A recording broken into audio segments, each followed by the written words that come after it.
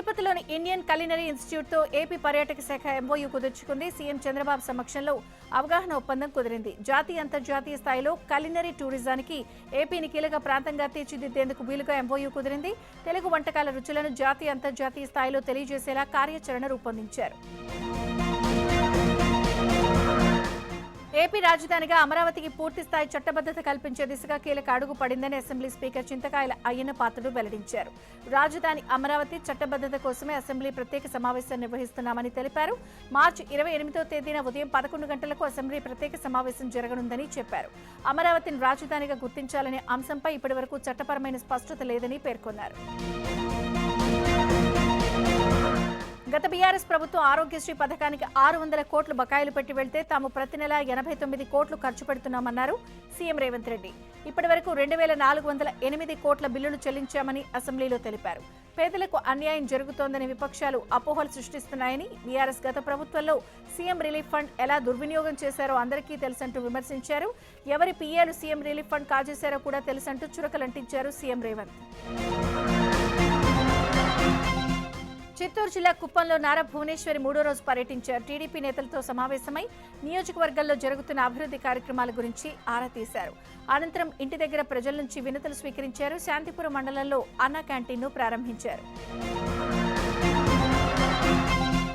ఏపీలో petrol gas కొరత లేదని చెప్తున్నా కొందరు కావాలనే సోషల్ మీడియాలో భయాందోళన సృష్టిస్తున్నారని మంత్రి నాదెండ్ల మనోహర్ మండిపడ్డారు.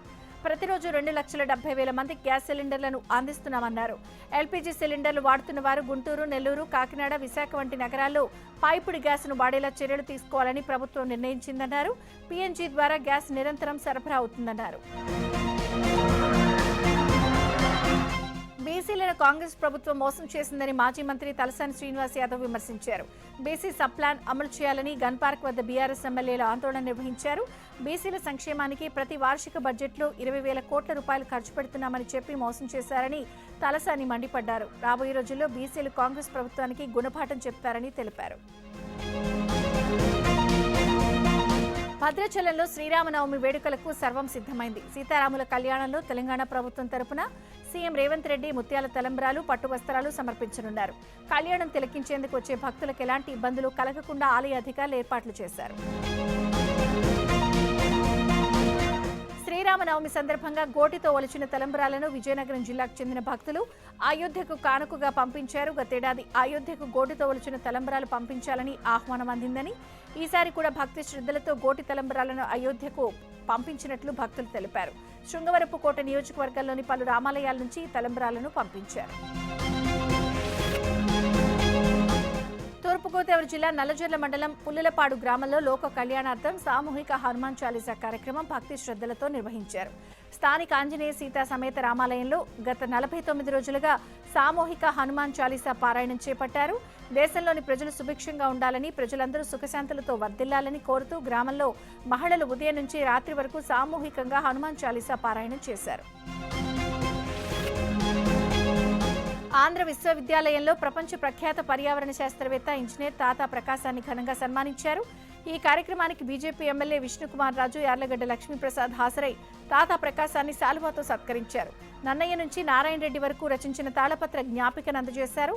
ఈ సందర్భంగా తనకు ఉన్న విలువైన ఆస్తులను చారిటీకి ఇవ్వాలని అనుకుంటున్నానని తాతా ప్రకాశం ప్రకటించారు. తాతా నిర్ణయాన్ని పలువురు ప్రశంసించారు. కేంద్ర మంత్రి బండి సంజయ్ గాయకుడి అవతారం ఎత్తారు. ఆర్ఎస్ఎస్ గీతాలను ఆలపించారు. శ్రీరామనవమి సందర్భంగా ఈ వీడియోలను రేపు విడుదల చేయబోతున్నారు. ప్రస్తుతం ఈ పాటలకు సంబంధించిన ప్రోమో వైరల్ గా మారింది. తిరుపతి మెటర్నిటీ ఆసుపత్రిలోని ఇండియన్ రెడ్ క్రాస్ బ్లడ్ సెంటర్లో మొబైల్ మెడికల్ యూనిట్ వాహనాన్ని జిల్లా కలెక్టర్ ఎస్ వెంకటేశ్వర్ ప్రారంభించారు. మారుమూల గ్రామీణ ప్రాంతాల్లో నిరుపేదలకు ఉచితంగా వైద్యం అందించేందుకు మీ ఇంటికి మీ డాక్టర్ ప్రాజెక్టును చేపట్టారు. ఈ వాహనంలో డ్రైవర్తో పాటు ఒక వైద్యుడు, 2 ఫార్మసిస్టులు, ఒక స్టాఫ్ నర్స్ అందుబాటులో ఉంటారు. ప్రతిరోజు ఈ వాహనం 2-3 గ్రామాల్లో వైద్య సేవలను అందించనుంది. నిర్మల్ జిల్లాలో ఓ ఎస్ఐ 20,000 లంచం తీసుకుంటూ ఏసీబీ అధికారులకు చిక్కాడు. భూ వివాదంలో భాగంగా ఓ రియల్ ఎస్టేట్ వ్యాపారి తరపున మధ్యవర్తిత్వం చేసేందుకు ఎస్ఐ అశోక్ 40,000 డిమాండ్ చేశాడు. చివరకు 20,000 ఒప్పందం కుదుర్చుకున్నారు. అయితే ఆ డబ్బుల కోసం ఎస్ఐ వేధించడంతో బాధితుడు ఏసీబీ అధికారులను ఆశ్రయించాడు. ఈ క్రమంలో పథకం ప్రకారం లంచం తీసుకుంటూ ఉండగా ఎస్ఐని అధికారులు రెడ్ హ్యాండెడ్ గా పట్టుకున్నారు. సత్యసాయి జిల్లా పెద్దపల్లిలో శ్రీరామనవమి వేడుకలు ముస్లిం సోదరుడు ముక్తియర్ బాషా ఆధ్వర్యంలో ప్రారంభమయ్యాయి. ఇవాటి నుంచి 9 రోజుల పాటు శ్రీరామనవమి ఉత్సవాలు ఘనంగా జరగనున్నాయి. వ్యాపార నిమిత్తం బెంగళూరులో ఉండే ముక్తియర్ బాషా గత 7 సంవత్సరాలుగా గ్రామంలో శ్రీరామనవమి వేడుకలు చేస్తున్నారు. అయితే ఈ ఏడాది గ్రామస్తుల అభిప్రాయం మేరకు అయోధ్య రామ మందిర నమూనా ఏర్పాటు చేసి రాములోరి కళ్యాణానికి భారీ ఏర్పాట్లు చేశారు. వనపర్తిలో మైనర్ బాలికపై అత్యాచారం ఘటన రాజకీయ రంగు పులుముకుంది. స్కూల్ ప్రిన్సిపల్ అధికార పార్టీకి చెందిన వ్యక్తి కావడంతో స్కూల్పై దాడి చేసిన వారిపై రాజకీయ ఒత్తిడితో 8 మందిపై కేసులు నమోదు చేసి రిమాండ్కు తరలించేందుకు సిద్ధమయ్యారు. ఈ పరిణామాలతో బాధితులు మైనార్టీ వర్గానికి చెందిన వారు పెద్ద ఎత్తున పోలీస్ స్టేషన్కు తరలివచ్చారు. ఎలాంటి అవాంఛనీయ ఘటనలు జరగకుండా భారీ బందోబస్తు ఏర్పాటు చేశారు.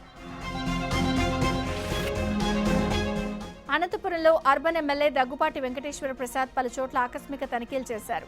బైక్పై నగర వీధిలో తిరుగుతూ పారిశుద్ధ్య పనులను పరిశీలించారు. అన్న క్యాంటీన్లో టిఫిన్ చేసి స్థానిక ప్రజలతో మాట్లాడారు. పారిశుద్ధ్య కార్మికులు, రెగ్యులర్ ఉద్యోగులు, కాంట్రాక్ట్ ఉద్యోగులు ఎంతమంది ఉన్నారు అన్నది ఆరా తీశారు. కొంతమంది రెగ్యులర్ ఉద్యోగుల స్థానంలో బదిలీ వర్కర్లు ఉండడంపై ఆగ్రహం వ్యక్తం చేశారు. అనంతరం ఓల్డ్ టౌన్ ప్రాంతంలో చెత్తను ఎక్కడ పడితే అక్కడ వేయడంపై అసంతృప్తి వ్యక్తం చేశారు. ఎన్టీఆర్ జిల్లా కొండూరు జిల్లా పరిషత్ ఉన్నత పాఠశాలను ఎమ్మెల్యే వసంత కృష్ణప్రసాద్ ఆకస్మికంగా తనిఖీ చేశారు. మధ్యాహ్న భోజన పథకం అమలు తీరును క్షేత్రస్థాయిలో పరిశీలించారు.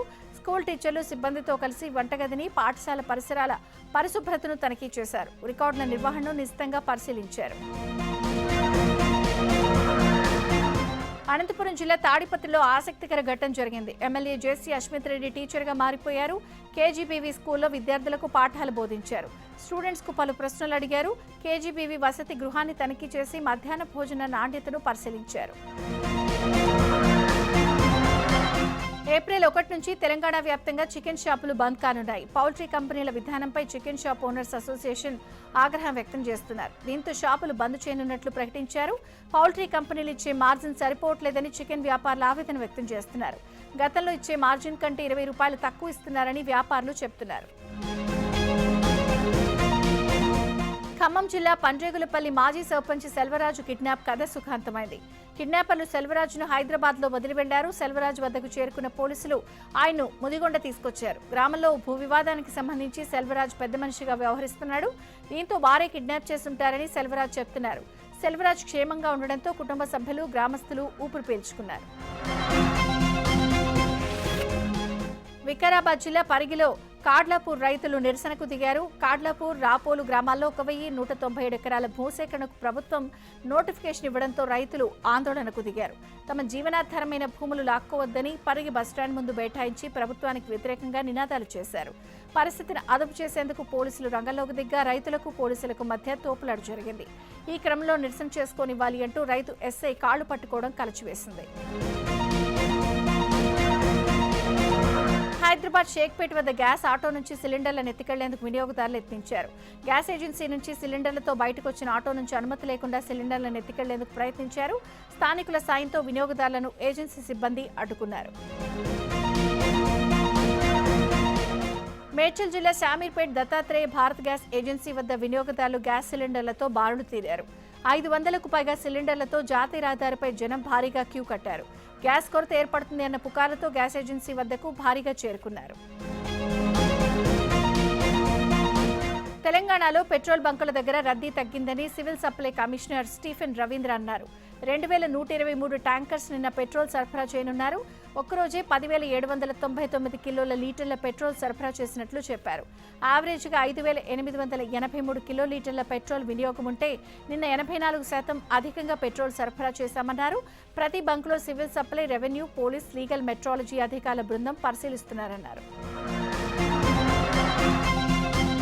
శ్రీశైలం దేవస్థానంలో 3 ఉద్యోగులకు ఆలయీవో షోకాజ్ నోటీసులు జారీ చేశారు. మహాశివరాత్రి బ్రహ్మోత్సవాల్లో మల్లన్న దర్శనానికి వచ్చిన భక్తులతో ఆలయ సిబ్బంది ప్రవర్తనపై కలెక్టర్కు ఫిర్యాదులందాయి. దీంతో వివరణ ఇవ్వాలి అంటూ ఉద్యోగులకు ఈవో నోటీసులు ఇచ్చారు.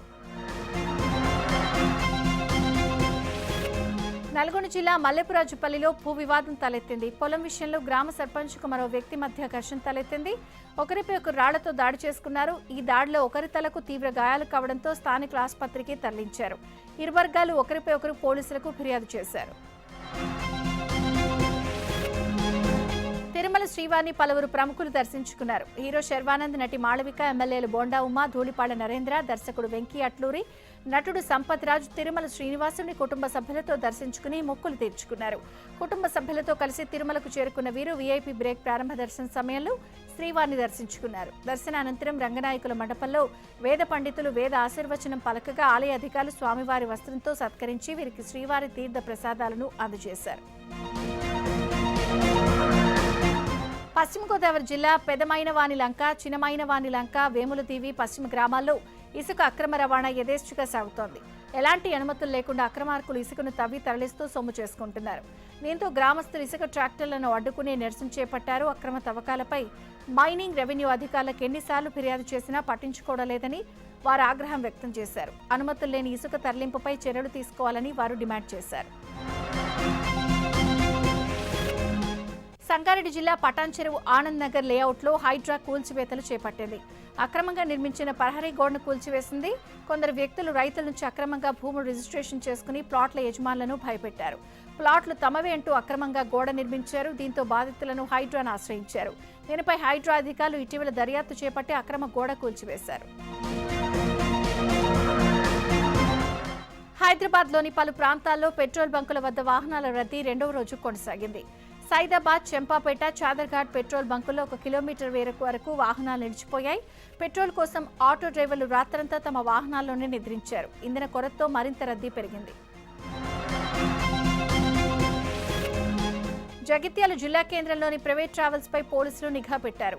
బస్సులను ఎక్కడికక్కడ తనిఖీలు చేశారు. ప్యాసింజర్ల వివరాలు నమోదు చేస్తున్నారా లేదా అని దానిపై ఆరా తీశారు. మార్కాపురం బస్సు ప్రమాద ఘటన నేపథ్యంలో పోలీసులు విస్తృత తనిఖీలు చేపట్టారు. రంగారెడ్డి జిల్లా రాజేంద్రనగర్ కాటేదాన్లోని మధురై మీనాక్షి ఫుడ్ కంపెనీపై మైలార్దేవపల్లి పోలీసులు ఆకస్మిక తనిఖీలు చేశారు. కుళ్లిపోయిన కోడిగుడ్లు, కెమికల్స్ వాడి అపరిశుభ్ర వాతావరణంలో బన్స్, కేకులు తయారు చేస్తున్నట్లు పోలీసులు గుర్తించారు. ఈ అక్రమ బేకరీ యూనిట్ నిర్వహిస్తున్న అఫ్రిది అన్సారీ, యాసిన్తో పాటు మరో వ్యక్తిని పోలీసులు అరెస్ట్ చేశారు. అనంతరం సంఘటనా స్థలంలో కల్తీ ఆహార పదార్థాలను స్వాధీనం చేసుకున్నారు. సంబంధిత వ్యక్తులపై కేసు నమోదు చేసి దర్యాప్తు చేపట్టామని తెలిపారు పోలీసులు. తండ్రి చనిపోయినా పుట్టెడు దుఃఖంలోనూ 10వ తరగతి పరీక్షకు హాజరైందో విద్యార్థిని. కర్నూలు జిల్లా కోస్గిలోని బీరప్ప కాలనీకి చెందిన తలారి రేవన్న, ఈరమ్మ దంపతుల చిన్న కుమార్తె రేణుక 10th ఎగ్జామ్స్ రాస్తోంది. రేవన్న అనారోగ్యంతో కర్నూలులోని ఓ ఆసుపత్రిలో చికిత్స పొందుతూ మృతి చెందాడు. అయితే 10వ తరగతి పరీక్షలు బాగా రాసి ఉత్తీర్ణత సాధించాలన్న తండ్రి చెప్పిన మాటలను గుర్తు తెచ్చుకున్న రేణుక భౌతిక శాస్త్రం పరీక్ష రాసింది. అనంతరం తండ్రి అంత్యక్రియలకు హాజరైంది. మేడ్చల్, మల్కాజ్గిరి జిల్లా కేసుల్లో పోలీసులు భూ బకాసుల గుట్టు రట్టు చేశారు. నకిలీ పత్రాలతో భూమి కాజేయాలని చూసిన ముఠాను అరెస్ట్ చేశారు. మరణ ధృవీకరణ పత్రాల నుంచి కుటుంబ సభ్యుల సర్టిఫికెట్ల వరకు అన్నింటినీ ఫోర్జరీ చేస్తూ యజమానులకు తెలియకుండా ఆస్తులను రిజిస్ట్రేషన్ చేస్తున్న 8 మందితో పాటు ఏఎస్ఐను పట్టుకున్నారు. కేసులపై వీరంగం చేసిన రాజ్ తరుణ్ మాజీ ప్రియురాలు లావణ్యపై సంగారెడ్డి పోలీసులు డ్రంక్ అండ్ డ్రైవ్ కేసు నమోదు చేశారు. కారులో బీర్ బాటిల్ ఉన్నట్టు గుర్తించారు. మరోవైపు కొండాపూర్ పోలీసులు కూడా లావణ్యపై ఇప్పటికే కేసు నమోదు చేశారు. డ్రంక్ అండ్ డ్రైవ్ కేసులో కోర్టుకు రావాల్సిన లావణ్య డుమ్మా కొట్టారు. మద్యం మత్తులో కారుతో ఓ బైక్ను లావణ్య ఢీకొట్టింది. సారీ చెప్పాలని అడిగినందుకు అక్కడి వారిపై చిందులు వేసింది. ఇతర ప్రాంతాల నుంచి హైదరాబాద్కు తరలిస్తున్న అక్రమ మద్యాన్ని పోలీసులు పట్టుకున్నారు. గోవా నుంచి విమానాల్లో డ్యూటీ పెయిడ్ లిక్కర్ ఎయిర్పోర్ట్ ద్వారా తీసుకొస్తున్నారు అన్న సమాచారంతో ఎస్టీఎఫ్ అధికారులు పహాడ్ షరీఫ్ వద్ద తనిఖీ చేపట్టి 127 మద్యం బాటిళ్లను స్వాధీనం చేసుకున్నారు. దీనిపై 2 కేసులు నమోదు చేశారు. స్వాధీనం చేసుకున్న మద్యం విలువ 2 లక్షలకు పైగా ఉంటుందని అధికారులు తెలిపారు. హైదరాబాద్లో 60 లక్షల రూపాయలు విలువ చేసే నాన్ డ్యూటీ పెయిడ్ లిక్కర్ను ఎక్సైజ్ పోలీసులు ధ్వంసం చేశారు. గత 6 నెలల్లో 103 కేసుల్లో స్వాధీనం చేసుకున్న మద్యం, బీర్ బాటిళ్లను రోడ్డు రోలర్తో తొక్కించి ధ్వంసం చేశారు. ఢిల్లీ, గోవా, హర్యానా నుంచి అక్రమంగా నాన్ డ్యూటీ పెయిడ్ లిక్కర్ రవాణా చేసినట్టు గుర్తించారు. తక్కువ ధరకు కొనుగోలు చేసి అధిక ధరలకు విక్రయిస్తున్నట్లు తేల్చారు. నాన్ డ్యూటీ పెయిడ్ లిక్కర్ విషయంలో కఠిన చర్యలు తప్పవని ఎక్సైజ్ పోలీసులు హెచ్చరించారు. సంగారెడ్డి జిల్లా చక్రియాల్లో 2 వర్గాల మధ్య ఉద్రిక్త వాతావరణం నెలకొంది. రహదారి పక్కన ఉన్న ప్రభుత్వ భూమిలో నెల క్రితం ఛత్రపతి శివాజీ విగ్రహాన్ని ఓ వర్గం ఏర్పాటు చేసింది. ఈ విగ్రహానికి కొంత దూరంలో నూతన శిలువను ఏర్పాటు చేసేందుకు మరో వర్గం ప్రయత్నించింది. దీంతో ఇరు వర్గాల మధ్య మాటామాటా పెరిగి ఉద్రిక్తతలకు దారితీసింది. ఇరు వర్గాలకు పోలీసులు కౌన్సిలింగ్ ఇచ్చారు. ఢిల్లీ నుంచి లండన్ బయలుదేరిన ఎయిర్ ఇండియా విమానంలో సాంకేతిక లోపం తలెత్తింది. A350 విమానం లండన్ బయలుదేరిన తర్వాత సాంకేతిక లోపం తలెత్తినట్లు గమనించిన పైలట్లు సౌదీ అరేబియా నుంచి వెనక్కి మళ్లించారు. 7 గంటల తర్వాత ఢిల్లీలో విమానాన్ని ల్యాండ్ చేయడంతో అందరూ ఊపిరి పీల్చుకున్నారు. విమానంలో సాంకేతిక లోపంపై అధికారులు విచారణ చేస్తున్నారు. పశ్చిమాసియాలో ఉద్రిక్త పరిస్థితుల నేపథ్యంలో కేంద్ర ప్రభుత్వం మరింత అప్రమత్తమైంది. ఈ క్రమంలో అన్ని రాష్ట్రాల ముఖ్యమంత్రులతో ప్రధాని మోదీ శుక్రవారం వర్చువల్ గా సమావేశం కానున్నారు. వీడియో కాన్ఫరెన్స్ ద్వారా రాష్ట్రాల సీఎంలతో మాట్లాడనున్నారు. పశ్చిమాసియాలో పరిస్థితులు, భారత్ అనుసరిస్తున్న విధానాలను వివరించినట్లు సమాచారం. అదేవిధంగా ఆయా రాష్ట్రాల సన్నద్ధత, సహకారంపై చర్చించనున్నట్లు సంబంధిత వర్గాలు వెల్లడించాయి.